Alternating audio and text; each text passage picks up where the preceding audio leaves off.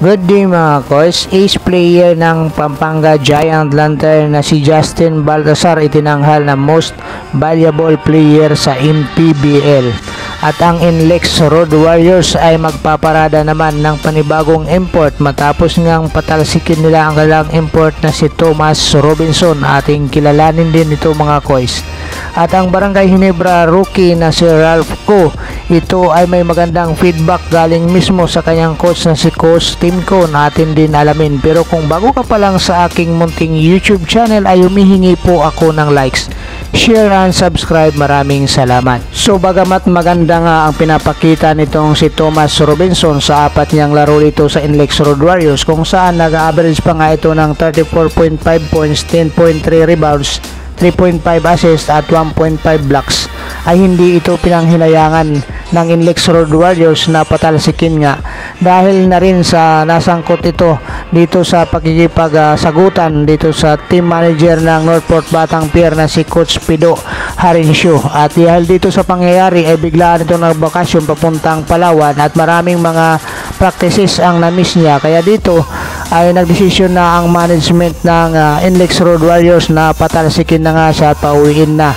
At wala namang sinayang na oras itong Inlex Road Warriors at ngayon nga nakahanap nga sila ng kapalit dito kay Thomas Robinson. Ito nga ay si Stackley Chaffee, kung saan ito nga mga coach ang magdadala nila sa kanilang mga susunod na laban.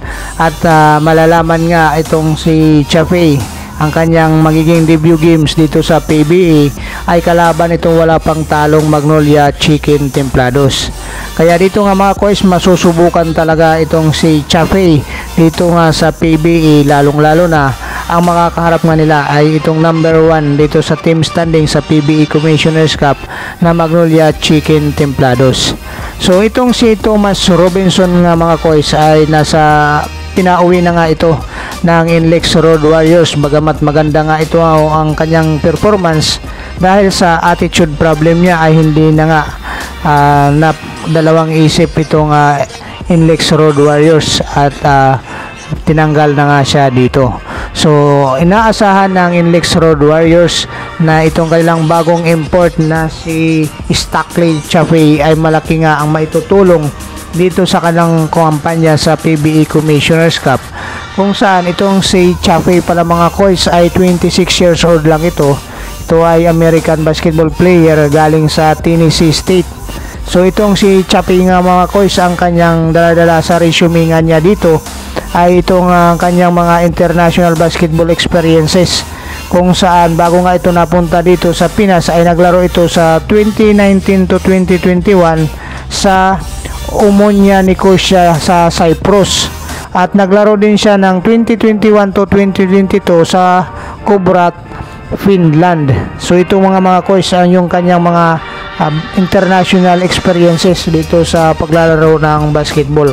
So ayon nga mismo dito kay Stackley sa panayam nga nitong Manila Times ay sabi nga niya masaya siya at saka excited siya at sana nga maabot niya ang expectation ng management at saka ng team dito sa kanyang bagong kupunan na Inlex Road Warriors dito nga sa PBA.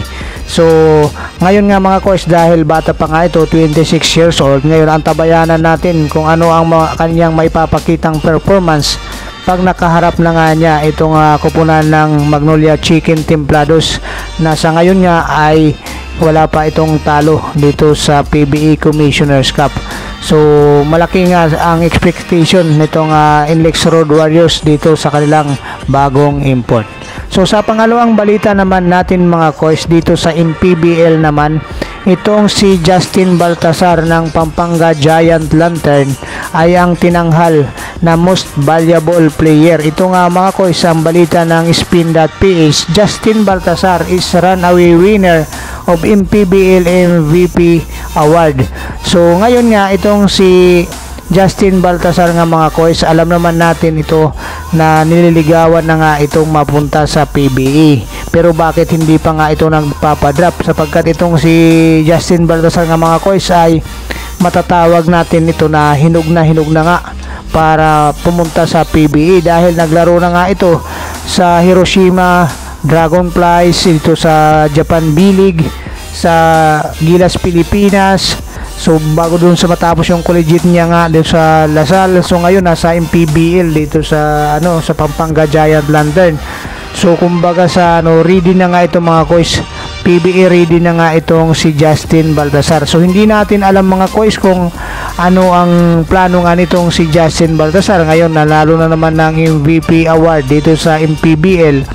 So ngayon malamang at sa malamang marami nga talagang team sa PBA ang naghahakad na mapunta nga itong si Justin Baltasar sa kanilang koponan. Subalit nga ay hindi pa nga ito nagpapadrop sa PBA itong bagong MPBL MVP na si Justin Baltasar na nag-average nga ngayon mga kois ng 17.4 points, 16.9 rebounds, 4.4 assist at 1.2 blocks per game nga ito mga kois. Kaya sinasabi nga ang PBA ready na nga talaga itong si Justin Baltasar nga mga kois. Yun nga lang, hindi natin alam ang mga plano nila dito, bakit hindi pa nga ito nagpapa-draft. So ngayon maraming umuugong nga mga kois dahil ngayon sa team standing ng PBA Commissioner's Cup, pansinin natin ang Converge na sa dulo na nga ng team standing. Kahit sabihin natin 4 na games pa lang yan, nasa dulo na nga sila. So inaasahan nga itong si Justin Baltasar ay magpapadraft lang dito kung kukunin siya ng Converge Fiber Rixers. So ngayon nga mga kois, kung magtuloy-tuloy nga itong position sa team standing ng Converge Fiber Rixers dito sa PBA Commissioner's Cup, ay malamang at sa malamang nga mga kois itong Converge Fiber Rixers sa makakuha ng first overall pick. So baka dito na nga itong si Justin Baltasar magpa-drop. So antabayan na naman natin mga kois kung talagang ganito ang kanilang plano para dito kay Justin Baltasar. So para naman sa pangatlong updates natin dito naman sa PBA. So Barangay Ginebra Coach Tim Con ay mayroong magandang sinabi dito sa kanyang rookie na si Ralph Koo. So ayon nga mismo dito sa balita ng Spin.ph ni Sir Ruben Terrado, Ginebra rookie Ralph Koo gets Con's attention even without scoring. So ito ang mas matindi dito nga mga coach dahil hindi pa nga nag-aambag ng opensiba itong si Ralph Koo, ay napansin na agad siya ng kanyang coach na si Coach Tim Con, na alam naman natin na itong si Coach Tim Con ay veteranong mentor na nga ito mga coach, at maraming championship na ang nadala nitong si Coach Tim Con sa mga ibang team niyang na hinawakan, at lalong lalo na marami na rin mga players ang na-mentor nitong si Coach Tim Con. Kaya itong sinasabi ni Coach Tim Con regarding dito sa kanyang rookie na si Ralph Koo ay magandang pangitain ito para dito sa rookie na si Ralph Koo, na ngayon nga ay nabibigyan siya ng minuto ni Coach Tim Con dahil sa nasa injury nga itong si Malonzo. Kaya itong si Ralph Koo nga mga coach, ito yung sinabi mismo ni Coach Tim Con regarding nga dito sa kanya. So ayon nga mismo dito kay Coach Tim Con, ang sabi nga ni Coach Tim Con sa balita ng Spin.ph na itong si Ralph Koo ay tahimik lamang, ngunit maliksi ang mata itong si Ralph Koo, kaya mabilis nga ito pumasa at nakakagawa agad siya ng mabilisang desisyon dito sa loob ng court. So matatawag na ba na secret weapons ni Coach Tim Con itong si Ralph Koo? So iwanan nyo lang sa baba mga coach ang inyong mga komento at suggestion regarding nga dito sa ating panibagong sports news. Maraming salamat mga coach. God bless you all. Bye bye.